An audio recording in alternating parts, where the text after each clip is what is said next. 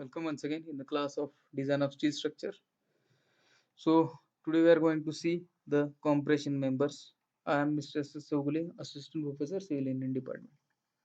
So basically compression member is a structural member which is straight and subjected to two equal and opposite compressive forces applied at its ends.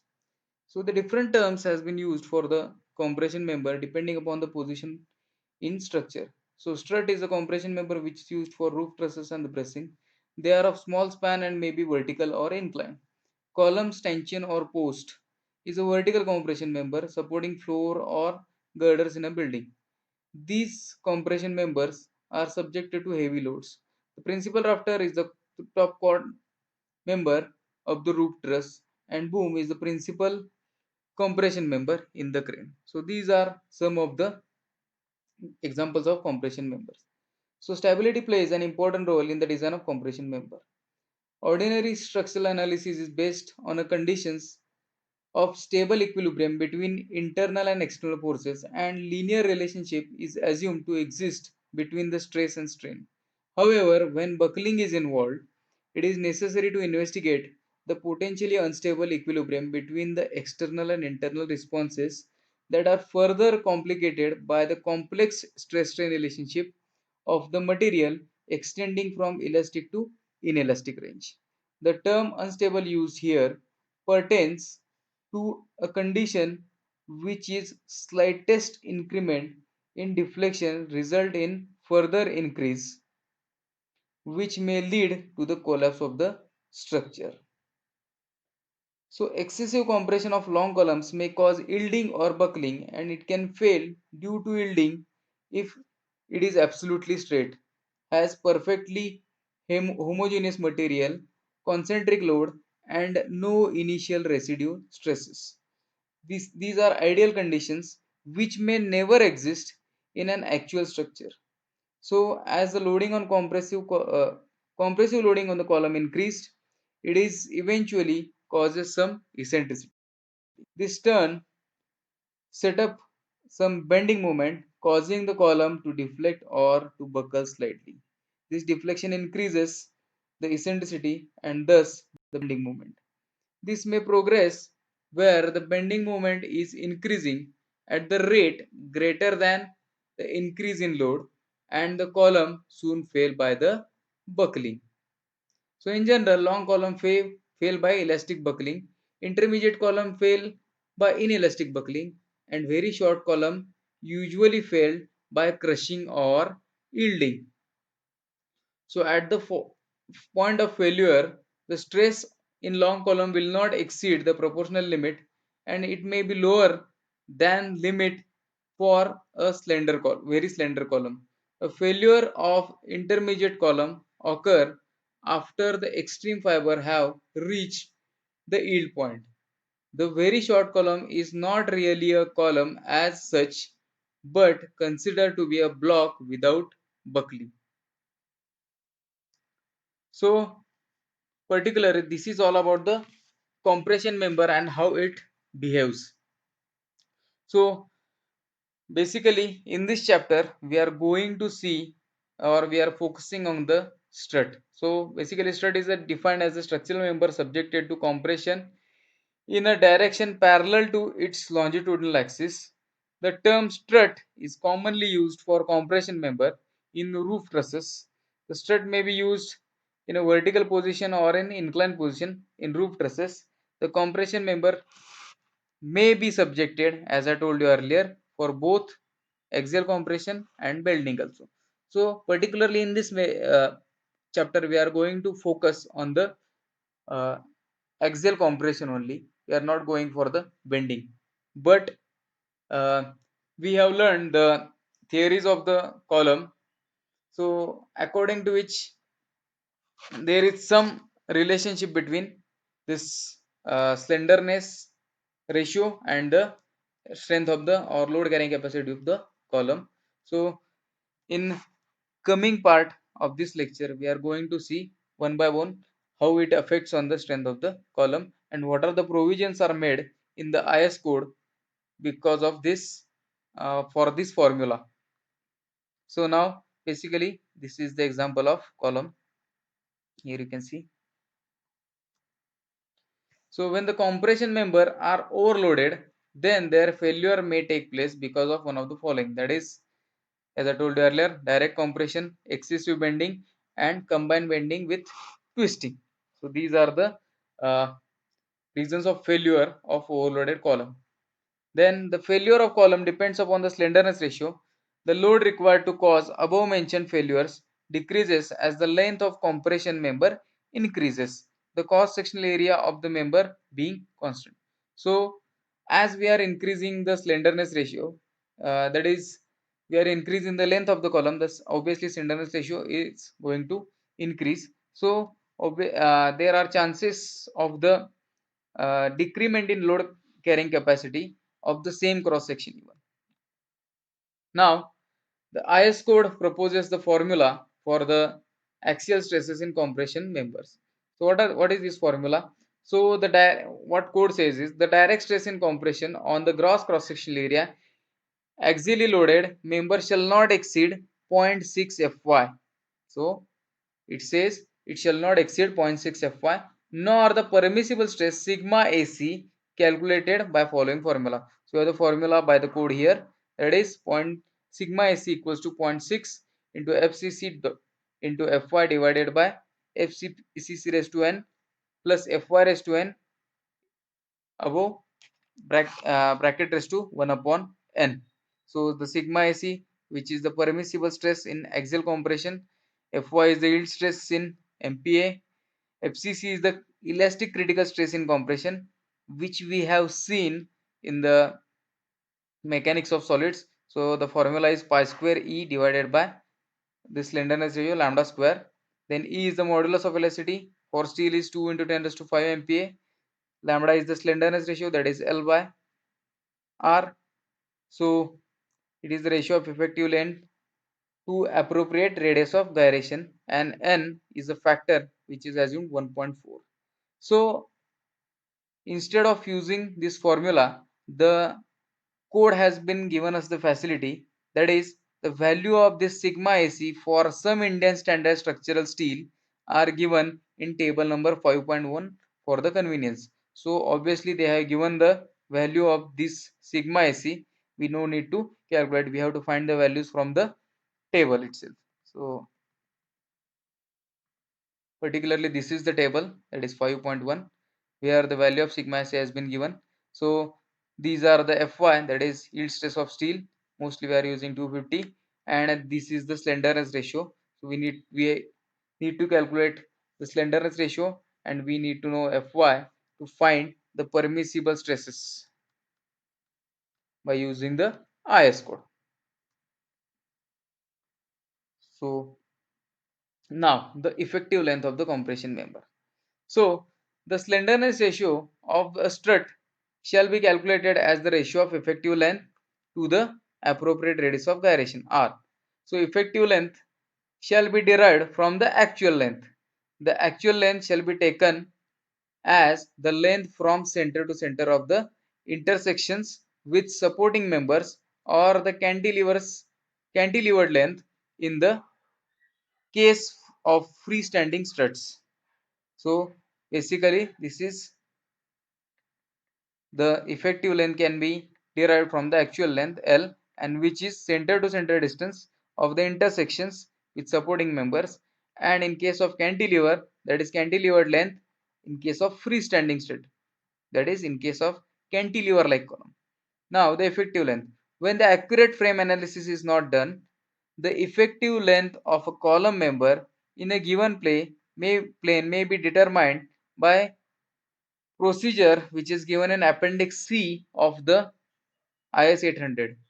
However, in most cases the effective length in given plane is assessed on the basis of table 5.2. I will show you what is table 5.2, and the effective length given in the 5.2 may also adapted for the columns directly form a part of frame structure. So again, the code has given us a facility in terms of table to find the particular effective lengths of the columns.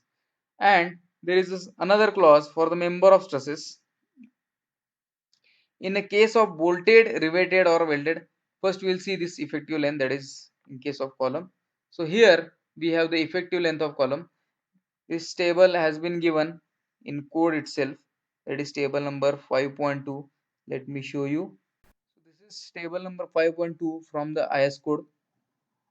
So here you can see the different conditions has been given, that is degree of restraints of the compression member, the value of effective length also given, and symbol has been shown over here.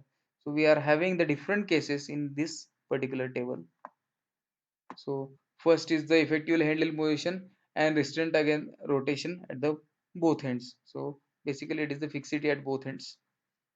Then second is the effectively held in position at both ends and restrained against rotation at one end. So it is 0.8 L. So it is shown has been like over here. Third thing is effectively held in position at both ends but not restrained against rotation. That is this condition which is hinged at both ends. So the effective length is equals to L. Same way different conditions has been given over here in this particular table, and this is the condition for the cantilever condition. So effectively held in position and restrained against rotation at one end but not held in position or not restrained against rotation at other end. So this has been 2L, that is the effective length. So it is something like this. So this is table number 5.2 in IS code. So same table we are having over here, that is effectively held in position but at both ends but not restrained against rotation. So the figure is 4.1a. So as you have seen earlier, that is 1L over here, effectively held in position at both ends and restrained against rotation at 1.8L, effectively held in position and restrained against rotation at both ends. Then third, fourth is effectively held in position,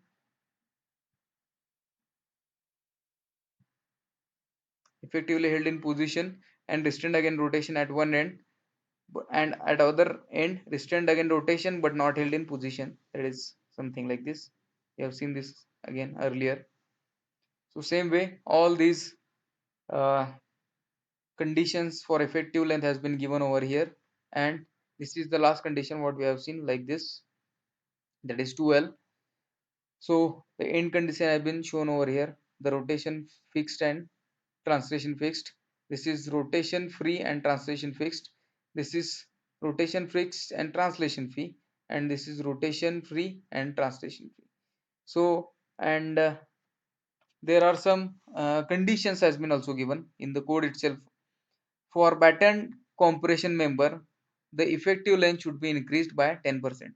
So whatever the value comes, we have to increase it by 10% when we are doing the battening. And in case of stepped column, the appendix D of IS 800 should be preferred. So these two things we have to take note. But right now we don't need this condition for this particular chapter because we are going to focus only on the struts. So in case of struts, what the code says. So for the member of trusses, in case of bolted, riveted and welded trusses and brace frame, the effective length L of the compression member shall be taken in between 0.7 to 1 times the distance between the center of intersection, depending on the degree of end restraint provided. In case of the members of trusses buckling in the plane perpendicular to the plane of the truss, the effective length shall be taken as 1 times of the distance between points of restraint. The design of continuous edge shall be as specified in 5.5. So what this 5.5 says? So 5.5.1, single angle strut. The single angle discontinuous strut connected by a single rivet or the bolt may be designed for an axial load only provided a compressive stress does not exceed 80% of the value as given in table number 5.1, in which the effective length L of the strut shall be taken as center to center intersection of each end and R is the minimum radius of gyration. In no case, however, shall the ratio of slenderness of the single angle strut exceed 180. So this thing you have to keep in mind. So let me show you. This is for the continuous, that is single or double angle. The effective length is 0.721 L and the allowable compressive stress is sigma SE. And now for the in case of discontinuous single angle connected with one rivet, the effective length is 1 L, but the allowable compressive stress is 0.8 into sigma AC. Now the second case, that is single angle discontinuous stud connected by a weld or by two welds or more rivets in a line along the angle at each end, may be designed for axial load only provided the compressive stress does not exceed the value given in table 5.1, in which the effective length L shall be taken as 0.85 times the length of the strut center of the intersection at each end, and the R is the minimum radius of gyration. So here you can see this is the single angle connected with more than one rivet or weld, that is 0.85 L, and this is sigma S. Let me show you the figures of this. So this is the first case and this is the second case in which the two rivets has been connected. In this, one rivet has been connected. Now what is the clause for the double angle? So here for double angle struts, for double angle discontinuous struts back to back connected to the both side of the gusset plate or section, not less than two or two bolts or rivets in a line along with angles at each end or by the equivalent welding, the load may be regarded as applied axially. The effective length L in the plane of end gusset shall be taken as between 0.7 to 0.85 times of the distance between intersection, depending on the degree of restraints provided, and in plane perpendicular to that of end gusset, the effective length shall be taken as equal to the distance between centers of intersection. The calculated average compressive stress shall not exceed the value obtained for table 5.1 for the ratio of slenderness ratio based on appropriate radius gyration. So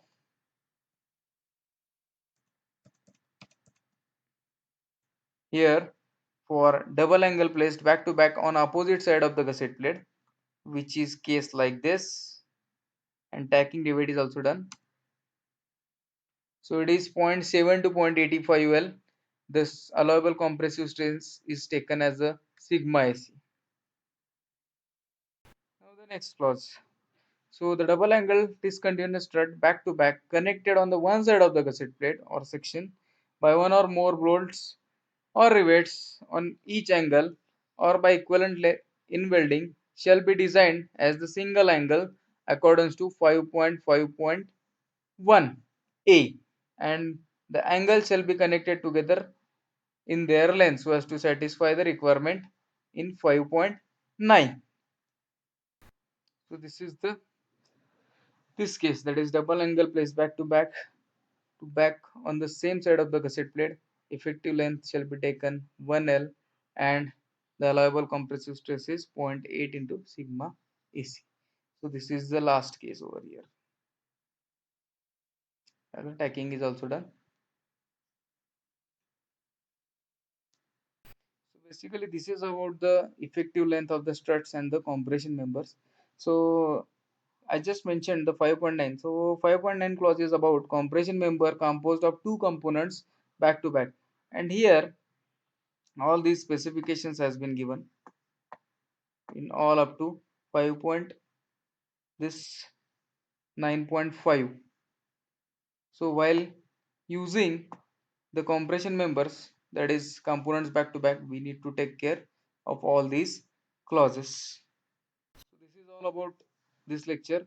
So references for this lecture, that is Design of Steel Structure SK Duggal book, then the IS 800 1984.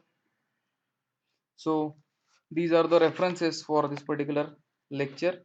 In coming lecture we are going to see the design of the compression member and the formulas. Thank you.